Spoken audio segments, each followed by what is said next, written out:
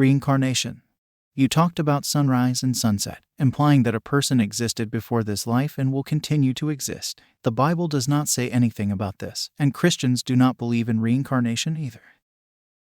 Reincarnation, as many understand it, is when a person existed before this life assuming another identity but holding the same personality. There is also a philosophy that a person was once an inanimate object, then became a plant, animal, and eventually human. Christians are right in a broader sense because you were all once higher beings and then fall out of grace. This physical world is the result of man's fall. That means there are processes to enter this realm, and that not as many believe in reincarnation as evolution. However, as a person enters this realm, they pass through different kingdoms as elements, plants, and animals and eventually become humans. On a higher level, this is a fraction of a second, but in human time, this could even be billions of years. A person assumes other personalities because, as I have mentioned before, their attachments to this physical world bound them here. They roam around looking for another opportunity to enter this world. Their auric memories manifest as diseases, social problems, and other issues when they return. Have you wondered why animals have fewer diseases than humans? It is simply because animals are better aligned with creation forces than humans. Therefore, the less attached you are to this world, the more likely you can ascend higher and be closer to creation's flow. And it becomes dangerous as you detach because this place is guarded in secret for humans not to realize what it is. The longer they stay here, the more beneficial the hostage keepers benefit from what you offer them on higher realms. They do not want asleep people to awaken. This was the mission of my alliance, to awaken people and tell them the truth that there is more than this. Their origins are far broader than this.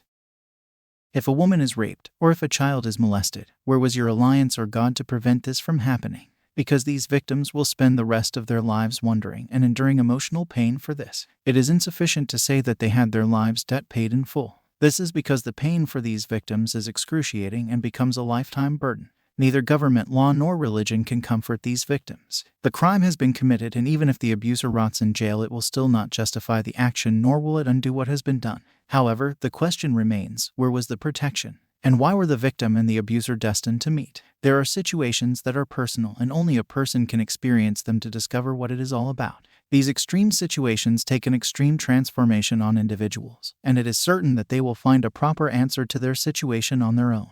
Have you not read countless stories of people facing similar situations without justice? As such, it is shedding out the mentality of this world that will help broaden one's perspective. They will understand life from a broader perspective only when they let go of what they know. It is humanly unfair and unjust to claim that these situations are blessings or transformational while an individual suffers emotionally, physically, and even spiritually. However, they happen regardless of what people want their life to be. A water pipe bursts because of too much pressure or clogging material inside the pipe. Vehicle accidents happen because of a bad driver, an unsupervised manufacturing process, and the absence of regular proper vehicle maintenance. If these machines and instruments can tell you exactly why things happen the way they do, then all experiences and circumstances in life have their root cause. They aspire to teach all of you something that will profoundly lead to the realization of higher knowledge and wisdom. Why is there suffering? I want to ponder the meaning of life with you, because there is so much suffering everywhere and so much evil. Why do these things happen? Human suffering and evil are the result of two things. The first is that a person has attached themselves to a certain idea so much that they perceive themselves as part of it. The second is the impermanent nature of things. As a result, because of impermanence, they suffer for it. A physical body is only a house for your immortal soul to dwell in, and the physical body is only a temporary house. But, as a person is born, they hold the idea that their identity is these physical bodies. This results in them sinking deeper into impermanence. If that is not enough, they attach themselves to material gain. This thought can bring temporary happiness, however, it anchors them more in the world of illusion.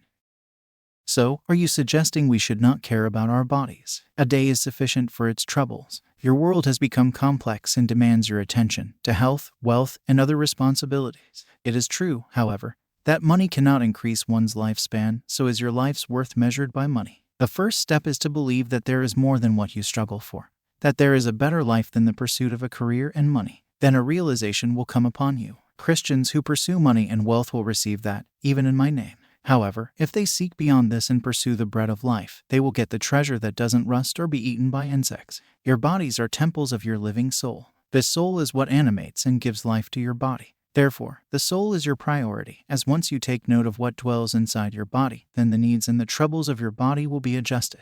Did you know that even the process of digestion travels up into dimensions of your soul? and that what you feed your body also affects the higher avenues of a person. For this reason, once there is a harmony between your body and your living soul, then your body will be in good health. It is similar principle that a student cannot outperform their teacher, and that a vehicle cannot outperform its driver. However, humans have made it the opposite, where they prioritize the outer parts, leaving the inner parts unattended. Why is the natural world seem abandoned? Because there are diseases, famine, starvation, war, and all these evil things. The natural world is only abandoned by the gardener. Didn't you read that all things were created for Adam? You are the gardeners. If a farmer deserts his property, everything becomes chaotic, and this chaos follows you as it follows your commands. So, man's fall began from within, and the core values and characteristics that make human beings who they are were damaged, and that you had fallen from your kingdom, the hierarchy of kingdoms, as humans have their rulership and command. What you see now as the natural world is only a slice of what was once glorious. These are only reflections of the broken divinity within. It is being restored by me and the Alliance. Humans have embraced this chaotic world more than their original form, which presents challenges. Selfishness. In a modern lifestyle, for people with responsibilities, it is not easy to live the kind of life you are suggesting. Can you explain it more? It is not easy because of what I have already said, which is prioritizing things. For example, people are born with talents like musicians, athletes, artists, comedians, etc. These people did not prioritize anything to be in such positions in their lives. So, if you contemplate these things, you will realize that people are somehow born with these talents that they can use to serve others. You are only working with what is within your perimeters. You only nurture what is already within and are not looking for something outside yourself. If you worry and waste much of your energy trying to change what you don't understand, life becomes painful. Instead, take time to understand your relationship with others because they will reflect on what you give to them. Because your service to others is more significant than the wage or money they give you. But humans are selfish. Everyone wants to hoard increasingly. And if one person gives and gives, there will eventually be nothing to go around. How can we balance this? Then your wealth burden has been lifted off you. Humans hoard things out of fear and suffering. They hoard things for fear the next day there will not be enough. They preserve things to avoid scarcity. As a result, they end up serving fear and forget to live. Fear becomes part of them, which blocks them from enjoying life with all its gifts. The moment a person accepts life for what it is, fear has no place for them. You accept that there are highs in life and there are lows. Isn't this what nature tells you? That in winter, life becomes almost dormant. Everything sleeps more and does less. Then when winter is over, life prospers again. The beauty of suffering lies in shedding out what is not important to you and leaving only what matters. And that suffering is not something to avoid, but something to see for what it is. There is growth and transformation in suffering. Your muscle soreness is a sign of growth. So, those who take increasingly will eventually have a bag of useless things. In contrast, you have cleared out the clutter for spiritual growth. You are a free person, and you have to allow natural rhythms to take you where you belong. As the Native American says, let the wind guide you. Worrying about tomorrow or the future becomes the work of higher intelligence, and it is no longer your prerogative. Let's assume that Joe is an accountant, a husband, a friend, and a father of 3 children. He hears your message and wants to find the kingdom within. How would he achieve it with such a demanding lifestyle? Joe will continue to be a responsible member of the family. However, he will begin to see the reflection of this heavenly kingdom within each person close to him. He will point it out to people and bring it out of them. Instead of being moved by trivial things in life, he will accept every challenge with an open heart and deal with them as they come. This inner strength and depth will expand so others can see and follow him. Joe will become like a child again, knowing there is greater wisdom beyond his scope. Whatever challenges come to him, he will seek guidance and wisdom from this higher source. Over time, he will believe more and become stable in his own faith, and that will lead him to a deeper understanding for him to prosper and become the true child of God.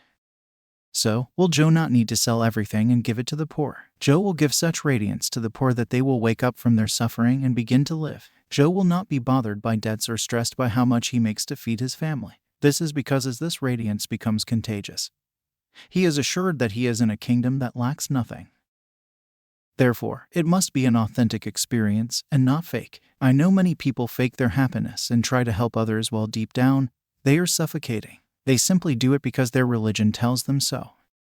This suffocation is a good teacher to you, and if you listen, you will take time to understand why you feel the way you feel. That even if you give to the poor or help someone else, this act has not come out of your heart, but is simply an idea reinforced to you. It has not grown within naturally, but is an artificial act that will not take you anywhere. This inner kingdom is like a tree with deep roots that a storm, flood, or wind cannot uproot. This is because it becomes you.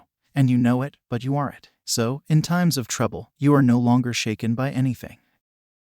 I got it now, that everyone is different, and that this inner kingdom is relative to a person. It is not necessarily the same for everyone, and that it is effortless, something we let grow without working on it or pursuing it. Because all is life and different people have different situations in life, where they must continue to grow where they are to reach this kingdom.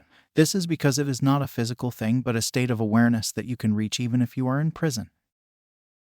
You will not expect your circumstances to change, but your perception of this circumstance will change. And that the importance is to give this kingdom a space to flourish, to listen to the Holy Spirit accordingly, and not to be consumed by fear. In fear, your understanding and perception narrows, and the longer you stay, the more it crystallizes for you.